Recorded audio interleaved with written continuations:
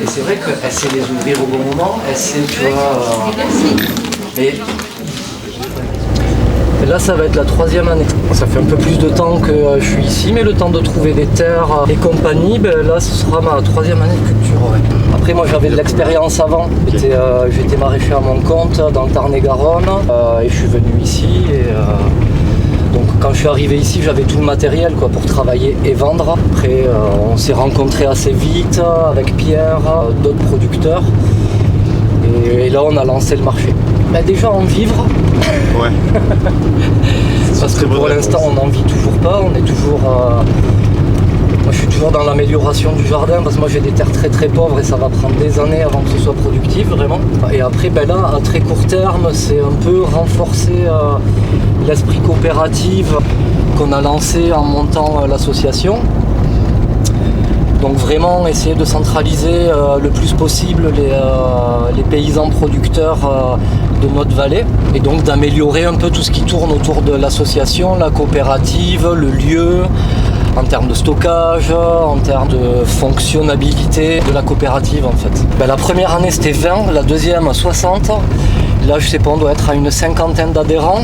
Après, on a 2 types d'adhésion. Ceux qui adhèrent à l'asso pour adhérer à l'asso, prendre des paniers de légumes, des trucs comme ça. Et après, on a un autre contrat avec l'asso, c'est pour les producteurs. Là, on doit être à une dizaine de producteurs.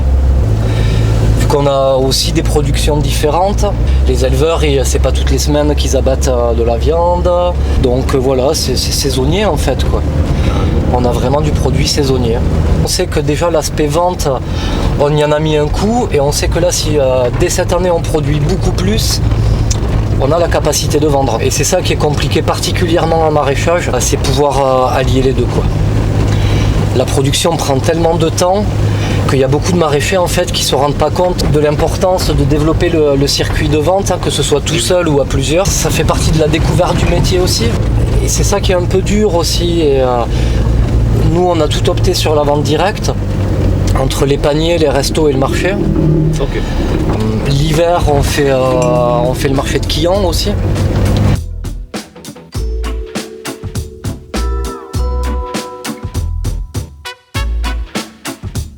Mais voilà. Et là, ce sera ma petite ceinture de protection et ma petite réserve à insectes. Ma petite réserve à oiseaux, enfin voilà, quand il y a des insectes, les oiseaux arrivent. Il faut qu'on offre une réalité de campagne pour les gens qui vont arriver, tu vois, qu'on leur fasse découvrir ce que c'est vraiment la campagne. Meilleure régulation de l'eau sur la parcelle en général. Et plus l'ombrage, plus les feuilles qui perdent l'hiver. Ça subit moins les fortes températures. Et là, il y a des gens qui commencent à dire que dans le sud de la France, c'est peut-être le seul avenir qu'on ait, c'est l'agroforesterie. Et que ce soit au niveau de l'élevage, de la céréale ou des légumes. Là, l'année prochaine, j'ai un gros boulot de greffage à faire.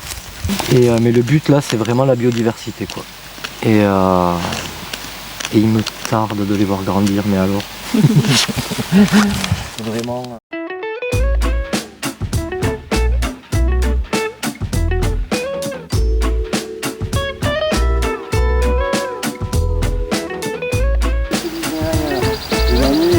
Bon, voilà.